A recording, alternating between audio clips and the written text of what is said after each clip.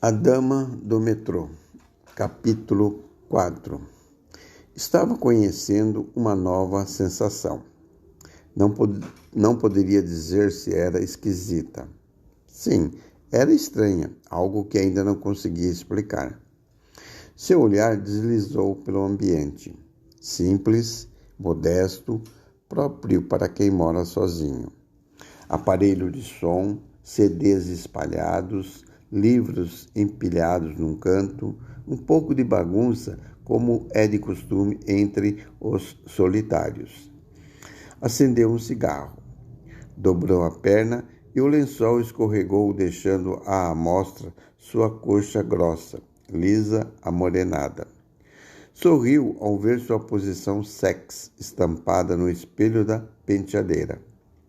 Sorriu também por estar ali, vivendo aquilo que se propusera, seguindo, ou melhor dizendo, concordando com a teoria de um poeta que lera recentemente.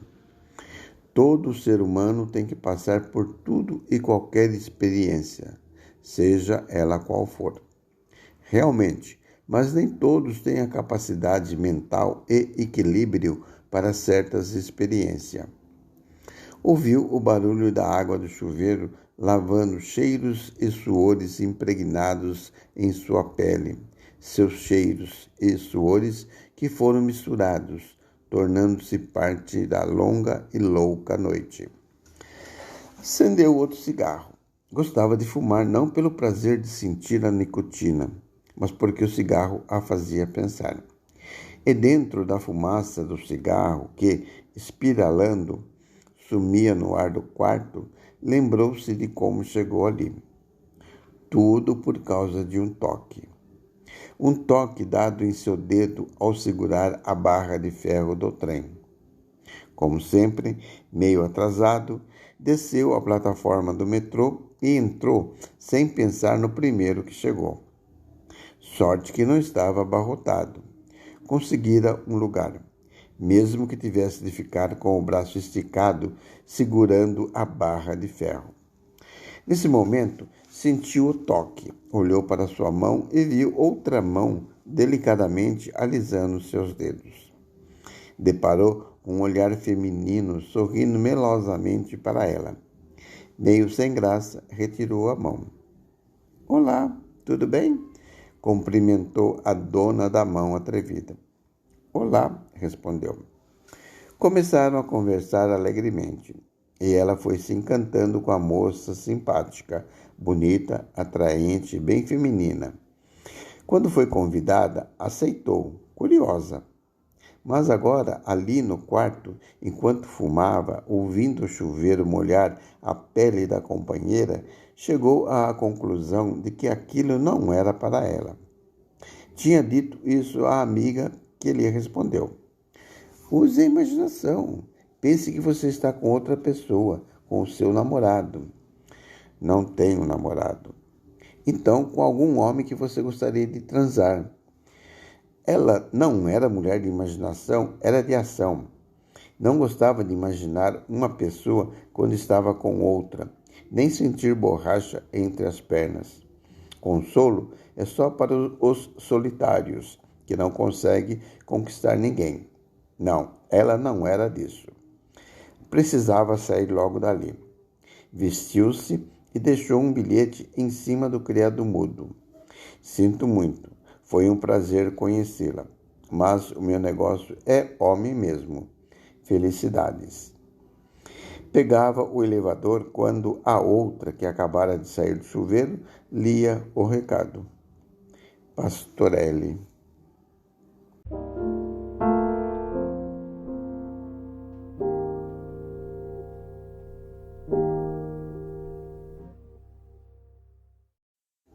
Vocês estão ouvindo o podcast Recado Poético. Espero que estejam gostando. Pediria a opinião de vocês. Caso estejam gostando, escrevam para lucas47sp@hotmail.com e darei uma sugestão. Aqueles que têm um poema, gostam de um poema ou de um autor específico, Mande para mim que eu lerei aqui no recado poético. Falou? Até mais.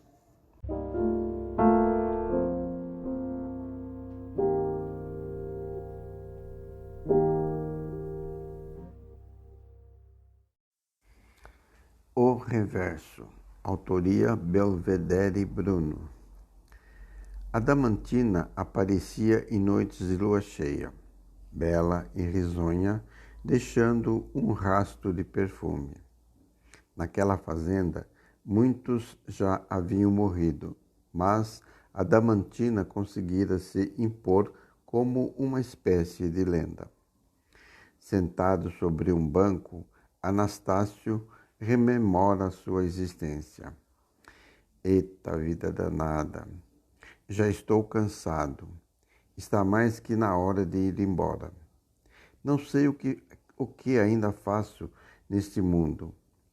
Por que não morri naquele vendaval? Há 40 anos ocorrera o que transformou sua vida nesse marasmo, um constante arrastar de correntes. Era inconformado de nascença. Sua voz esganiçada não permitia que travasse contato com mulheres. Encarcerado em seu mundo, só despertou aos 27 anos, quando encontrou Adamantina, que o procurou numa linda noite de lua cheia e disse: Vamos te curar dessa voz horrível. Preciso apenas de galhos de arruda de banhar com ervas. Todas as noites virei a teu quarto para colocar uma imagem de barro sob tua cama. E assim, após algum tempo, ele desentalou a voz, que tomou um tom másculo, fazendo-o enxergar o mundo com todas as suas cores. Ela era famosa e temida como feiticeira, porém invejada pelas mulheres, tanto quanto cobiçada pelos homens. Beleza morena, corpo curvilíneo. Tinha na época 25 anos. Ao saber do casamento de Anastácio, coisa resolvida, em 2 semanas, Adamantina lhe disse: Volta a usar a imagem de barro sob tua cama 15 dias antes do casamento. Novamente irei ao teu quarto todas as noites. Assim foi feito, e em uma dessas noites de lua plena, ela resplandecia e seu perfume tomava conta do ambiente. Excitados, abraçaram-se e beijaram-se com sofreguidão, entregando-se ao desejo que os consumia. Ao longe, durante toda aquela noite, podia-se ouvir um ruído, uma espécie de uivo. No dia seguinte, ela agiu como se nada houvesse acontecido, e os dias se passaram. Era noite de lua cheia, quando um vendaval assolou a fazenda, derrubando tudo, nada restando nas casas a não ser os móveis mais pesados. A imagem de barro que estava sob a cama de Anastácio espatifou-se. Ele correu em meio à enxurrada de objetos espalhados pela fazenda e encontrou Adamantina em sua casa, sob os escombros de seu quartinho de santo. Com ela, intacta, estava uma réplica da imagem que havia sido quebrada. Adamantina estava morta. Ele passou a usar a nova imagem de barro sob sua cama e, conforme os dias foram passando, observou uma mudança gradativa em sua voz, que atribuiu ao nervosismo devido ao casório. No dia das botas, diante do padre, a voz saiu esganiçada como nos tempos passados. Ele estremeceu, apavorado, olhos arregalados, corria e gritava pelas ruas com seu fiapo de voz: Maldição, maldição! Tempos depois, começaram falatórios sobre aparições de Adamantina em noites de lua cheia. Por anos a fio, Anastácio esperou encontrá-la. Já não nutria esperança quando, numa dessas noites, sentado sozinho, rememorando sua vida, eis que vê Adamantina a seu lado. Sobressaltado ainda, mal consegue perguntar-lhe por que fizera aquilo com ele. Desgraçara a sua vida. Ela balança a cabeça, fixa-o firmemente e diz: Nunca fui feiticeira. O máximo que fazia era rezar para afastar mal-olhado. O resto era coisa corriqueira, sem mistérios. Todos me viam de forma equivocada. Nunca tive poderes, você sim, de forma semiconsciente. Desde criança que vem se acobertando numa voz estranha para se afastar das pessoas e não ser descoberto. Quando tivemos um relacionamento envolvendo sexo, apelou às forças através do vendaval para que eu morresse. Fui a única a morrer. No dia do casamento, perdeu a voz para não se comprometer com ninguém nesta vida. Tinha que viver sozinho, pois seu segredo não poderia ser descoberto. E o uivo começou a ser ouvido. Adamantina prossegue. Ouça esse som. Já começou a uivar. Observe como seu uivo chega nos momentos mais marcantes. Você agora o uivará até que toda a sua energia vital se esvaia. Estou indo embora. E sai, deixando seu perfume característico. Anastácio continua uivando, agora com plena consciência de que seu grande enigma está exposto. Pessoas impressionadas com o incessante som começaram a sair, procurando de onde ele vinha. Chegaram a Anastácio, que com olhos arregalados, fixos na lua cheia, uivou até que o som cessou, e uma nuvem negra o encobriu, para espanto de todos que se persignaram.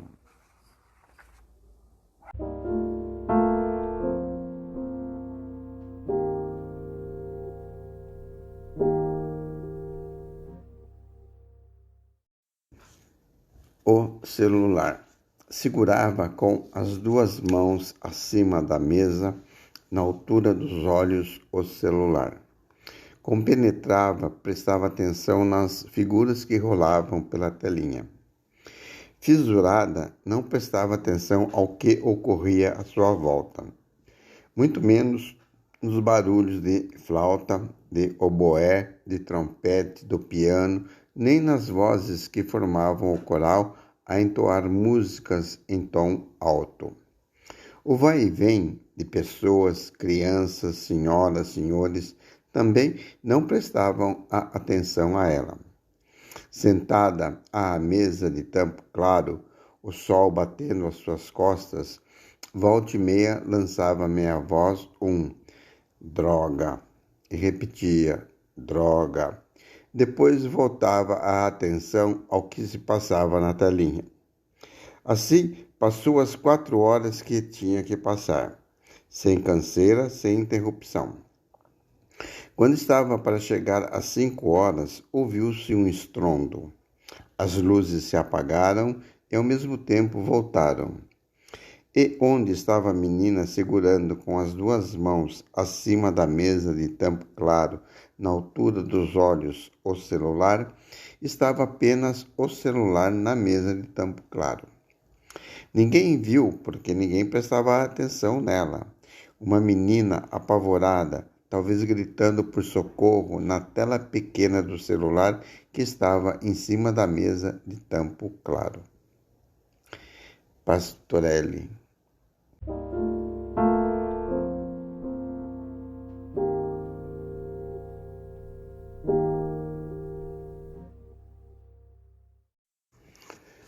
Lugar quadro. Autoria Belvedere Bruno. Era um lugar estranho. Precisavam criar fatos para que tivessem a sensação de vida. Tudo parecia caminhar em câmera lenta. Não havia surpresas, magias, fofocas, nada. Era um lugar quadro, diria, parado. Naquela tarde, um vendedor de pirulitos passou pela rua e causou um rebuliço. Todos correram para comprar. Eram em forma de chupetinha. Não demorou muito para que as pessoas saíssem à rua vomitando, gritando que estavam morrendo. Tiveram tempo de pedir a um motorista de ônibus que os levassem ao hospital mais próximo. Eram 25 pessoas, mas, diante do fato, o motorista não titubeou, levou-os. Ficaram em observação durante toda a tarde devido à intoxicação por anilina contida nas chupetinhas, tão encantadoras, tão vermelhinhas. Quando chegaram, estavam alvoroçados, felizes por terem tomado soro pela primeira vez na vida. Sequer sabiam que algo pudesse entrar pelas veias. Achavam que só saía o sangue. E lembraram que, quando em uma corrida que planejaram na rua justamente para sair do marasmo, um dos participantes teve a ideia de abrir um canivete no exato momento em que outro passava à sua frente, cortando uma artéria do seu pulso. Foi um episódio marcante. A morte e os companheiros carregando o caixão pelas ruas, o padre rezando, as donas puxando o terço, o sepultamento e agora as chupetinhas, fato insólito. À noite, naquele mesmo dia, quando se preparavam para dormir, um dos meninos, afogueado pelas emoções, pegou um pedaço de gelo e levou-o à boca, o qual entalou em sua garganta. Não houve tempo para socorro. Morreu de asfixia, com direito a funeral concorridíssimo. Não sei o que aconteceu naquele dia. Quem seria aquele vendedor de pirulitos? As pessoas nunca mais foram as mesmas, embora a mesmice continuasse a imperar no local. Preferiram assim. Acomodaram-se com a situação de lugar-quadro.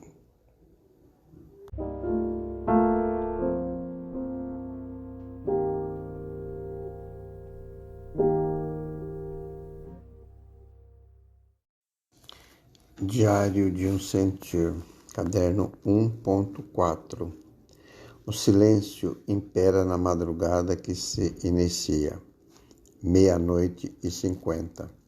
De vez em quando, um barulho quebra o silêncio. Um miado, o motor da geladeira, o ronco de um carro, a madeira que estala, barulhos que trinca o silêncio em pedaços.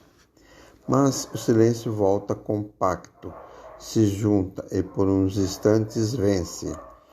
Por umas horas de interlúdio, o silêncio me envolve e me deixo levar na atmosfera morna da madrugada. Esta semana, quinta-feira, fui assistir o filme Maurice. Não gostei. Não por causa do tema, homossexualidade. Não, nada disso. É que o diretor quis apenas fazer uma simples história de amor masculino. Poderia ter se esmerado mais, se aprofundado no tema com mais convicção. Poderia ter feito um painel psicológico da trama, da relação dos personagens, mostrando o moralismo da velha Inglaterra. Pois a época em que se desenrola a história do filme era na época em que o homossexualismo dava cadeia, era crime. Parece-me que até houve um escândalo envolvendo um parlamentarista acusado de homossexual, levando-o ao suicídio. O diretor dá apenas uma pequena pincelada no caso do parlamentarista, ao invés de mostrar com mais acuidade o que isso vem representar ao pobre do Maurício. O diretor tinha um bom argumento para fazer um bom filme, e não fez. Optou por uma história comum, banal e fútil de amor. O filme foi baseado no livro do escritor inglês E. M. Forster, o mesmo que escreveu Uma Passagem para a Índia e Uma Janela para o Amor. Maurice só foi publicado bem depois da morte do escritor, por ser fortemente autobiográfico. Nem todos têm a verve satírica e profunda de um Stephen Frears. Os atores são bonitos, Maurice, Clive e Scudder, mas só que com rosto bonito não se faz um bom filme, não é?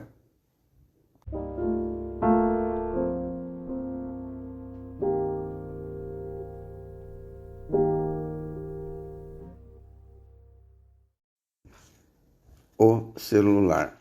Segurava com as duas mãos acima da mesa, na altura dos olhos, o celular. Compenetrava, prestava atenção nas figuras que rolavam pela telinha. Fissurada, não prestava atenção ao que ocorria à sua volta, muito menos nos barulhos de flauta, de oboé, de trompete, do piano, nem nas vozes que formavam o coral a entoar músicas em tom alto. O vai e vem de pessoas, crianças, senhoras, senhores, também não prestavam atenção a ela.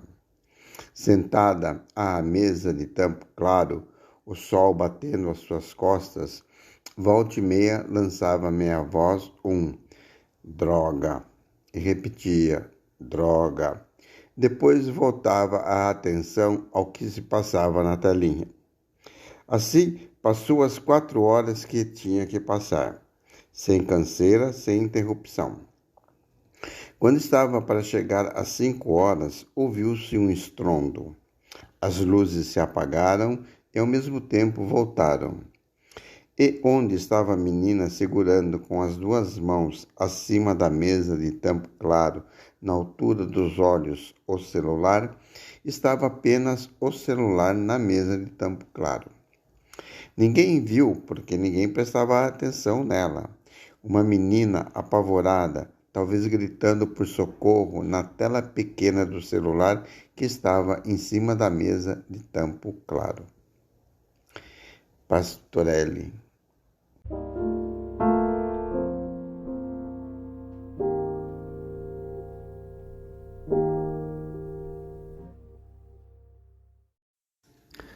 Assim termina mais um podcast Recado Poético.